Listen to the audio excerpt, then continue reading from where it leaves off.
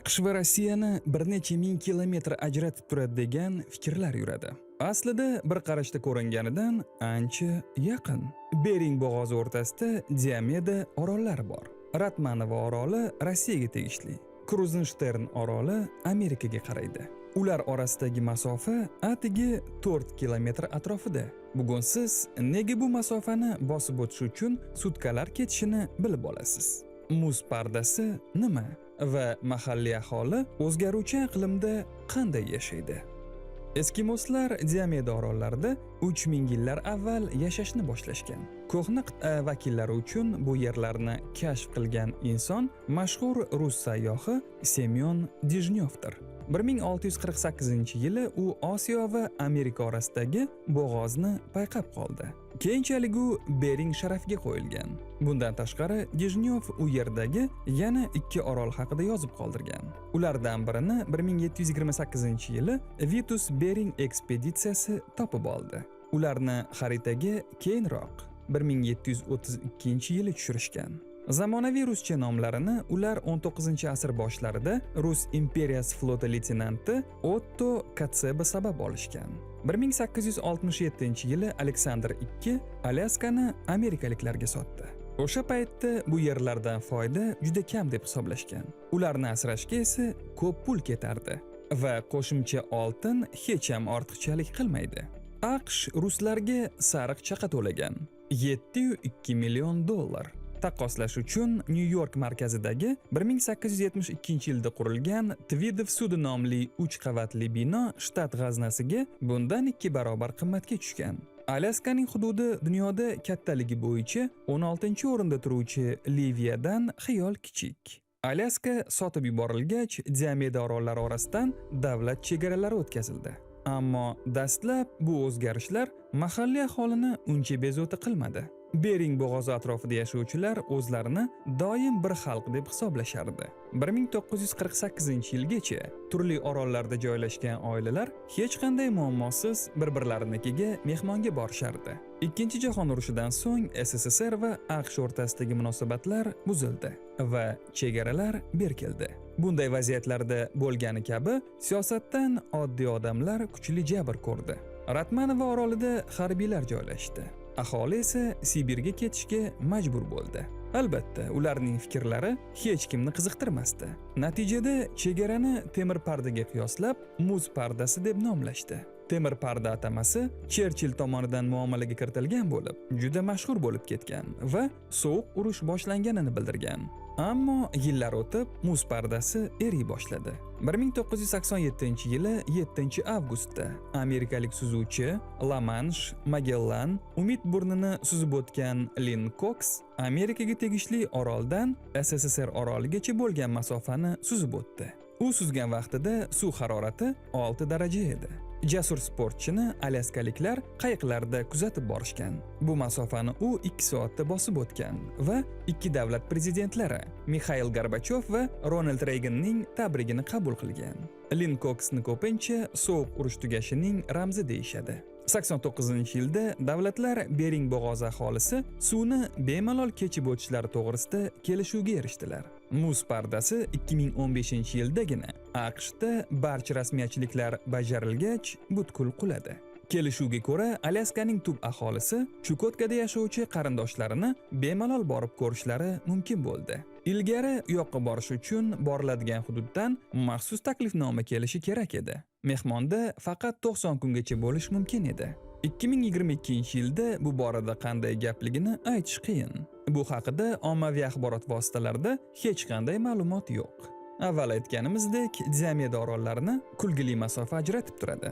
Allaqanday 3750 metr. Ammo siz o'zingizni zamonlar aro sayohatchi deb his qilsangiz, bu masofani bosib o'tish ajoyib usul. Gap shundaki, bu orollar turli vaqt chiziqlarida joylashgan va soatlari ham farqli. Vaqtdagi farq 21 soat. Rossiya AQShdan oldinda. Shu sabab Ratmanova orolini ba'zan ertaga oroli deb ham atashadi.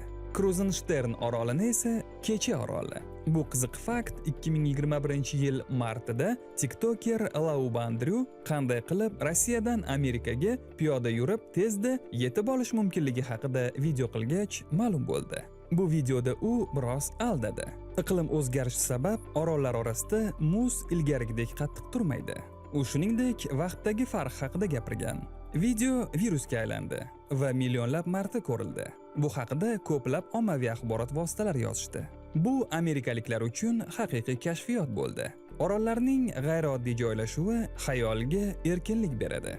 Masalan, tug'ilgan kunni bir yilda 2 marta nishonlash mumkin. Yoki yangi yil kirishini dastlab Ratmanova orolida nishonlab, keyin Kruzensternga o'tib, qaytadan nishonlash mumkin. Afsuski, ular orasida borib kelish unchalik oson emas. Hozir Ratmanova orolida doimiy aholi yo'q, faqat harbiylar. Chegarachilarning ilk otryadi bu yerga 1941-yilda kelgan. 6 xonali yog'och uy, ombor va hammom, kiyim va yeguliklarni Vladivostokdan kemada keltirishgan. Bu o'lkalarda hayot qahrli.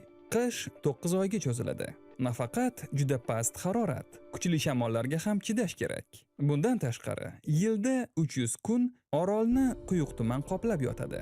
Shu sabab vertolyotlar bu yerda juda kamyob mehmon. Ular 3-4 oyda bir marta ozuqa va pochta keltirishadi. Qismda faqat shartnoma asosida xizmat qilishadi. Sivilizatsiya sabab bu yerda televizor, telefon va boshqa narsalar bor. Kruzenstern yoki uni amerikaliklar ataganidek kichik Diamet orolida harbiylar yo'q. Bu yerda Diamet deb nomlangan aholi yashaydigan punkt bor.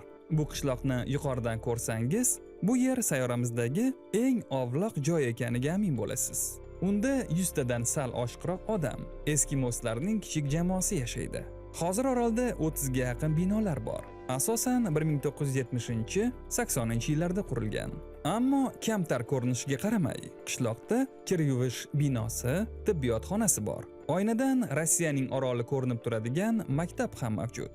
Kutubxona, vertolyot maydonchasi, televideniye, telefon, faks va internet uchun sun'iy yo'ldosh antennasi bor. Oroldagi do'konlarda yegulik, ichimlik, kiyim, o'tochar qurollar, o'q-dorilar va yoqilg'ining uncha katta bo'lmagan zaxiralari bor.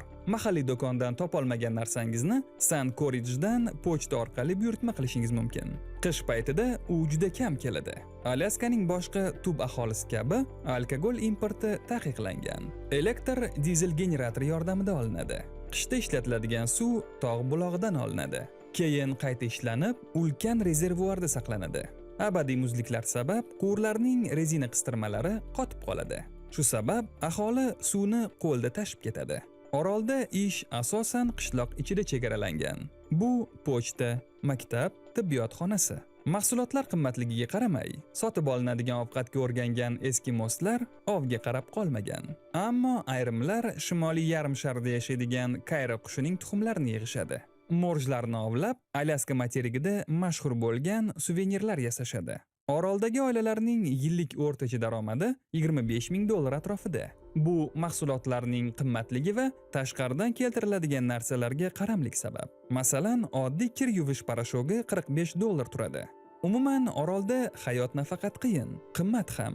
Yil sayin iqlim o'zgarishi eskimoslar hayotini qiyinlashtirmoqda. Yil sayin havo isib ketyapti.